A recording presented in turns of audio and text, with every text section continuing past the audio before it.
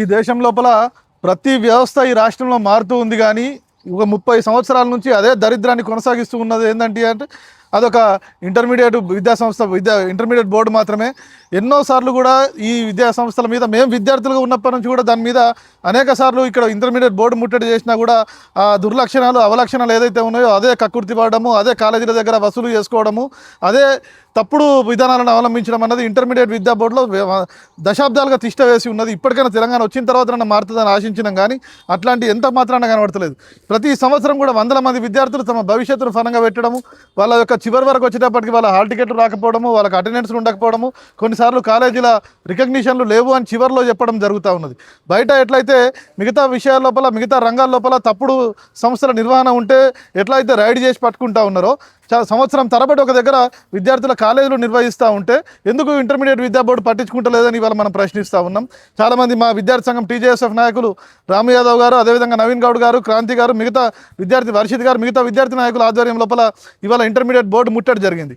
Court కూడా చాలా నిజంగా అసంతృప్తికరంగా కోర్టు విధానం ఉన్నది. ఇంకా సమగ్రంగా దీని మీద జస్టిఫికేషన్ రావాలని మేము కోరుతా ఉన్నాం. కోర్టు వెళ్ళిన వాళ్ళకు న్యాయం జరగాలని చెప్పి కోర్టు తీర్పిచ్చింది. ఇది నిజంగా కూడా కోర్టుకు వెళ్ళలేని పేదవారికి ఒక ఆశనిపాతంగా ఒక విఘాతంలాగా ఉన్నది. కాబట్టి కోర్టులు పెద్ద మనసుతోని మిగతా వాళ్ళకు కూడా ఆ తీర్పును వర్తింపజేయాలని గౌరవ కోర్టును కోరుతా ఉన్నాం. అదేవిధంగా ఇంటర్మీడియట్ బోర్డు కూడా వాళ్ళు ఎక్కడైతే వాళ్ళు పోతే అడిగితే మా విద్యార్థులు వెళ్ళి అడిగితే ఏమంటారంటే, ఏ సంస్థలు అయితే మా దగ్గర రికగ్నైజ్ అయి ఉన్నాయో వాటిలో చదువుతున్న వాళ్ళని మేము పట్టించుకుంటాం కానీ అనుమతులు లేకుండా బయట చదువుతున్న వాళ్ళని మేము పట్టించుకోము అని చెప్తా ఉన్నారు. మరి అనుమతులు లేకుండా బయట చదువుతున్న వాళ్ళవి ఈ రికగ్నైజ్డ్ విద్యా సంస్థల ద్వారా నువ్వు అటెండెన్స్ ఎట్లా తీసుకుంటున్నావు, వాళ్ళ ద్వారా ఫీజులు ఎట్లా కట్టించుకుంటున్నావు, మీకు తెలియదా? ఎక్కడెక్కడ అనుమతులు లేకుండా కాలేజీల నిర్వహణ జరుగుతున్నదో, ఎక్కడెక్కడ సంవత్సరం పాటు క్లాసులు నిర్వహిస్తున్నారో మీకు తెలియదా? చివరిలో మరి అనుమతులు ఉన్న వారి ద్వారా వాటిని ఎట్లా అమలు చేస్తూ ఉన్నారు? కొందరికి అనుమతులు లేవని చివరిలో ఎందుకు ఆపుతా ఉన్నారు? వందల మంది విద్యార్థుల భవిష్యత్తును కాపాడాల్సిన అవసరం ఉన్నది.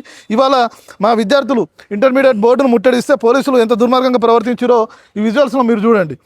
ఇది మా విద్యార్థి నాయకుడు నవీన్ గౌడ్ను పోలీసులు కొట్టిన తీరు ఇది. అంటే వీళ్ళు పోలీసులు కనీసం నిరసన తెలిపే హక్కు లేదా? ఒక రిప్రజెంటేషన్ ఇచ్చే హక్కు లేదా? దుర్మార్గంగా బేగం బజార్ పోలీసులు ఏదైతే ప్రవర్తించారో దాన్ని కూడా తెలంగాణ జాగృతి రాష్ట్ర కమిటీ ఖండిస్తూ ఉన్నది. తక్షణం వందల మంది విద్యార్థులు ఎవరైతే రాష్ట్ర వ్యాప్తంగా ఉన్నారో వాళ్ళందరికీ న్యాయం చేయాలి, హాల్ టికెట్లు ఇవ్వాలా. ఇంకా ఎవరికైతే ఇప్పటిదాకా ఫీజులు కట్టించుకోలేదు వాళ్ళందరికీ కూడా ఫీజులు కట్టించుకొని హాల్ టికెట్లు జారీ చేయాలి. జై తెలంగాణ.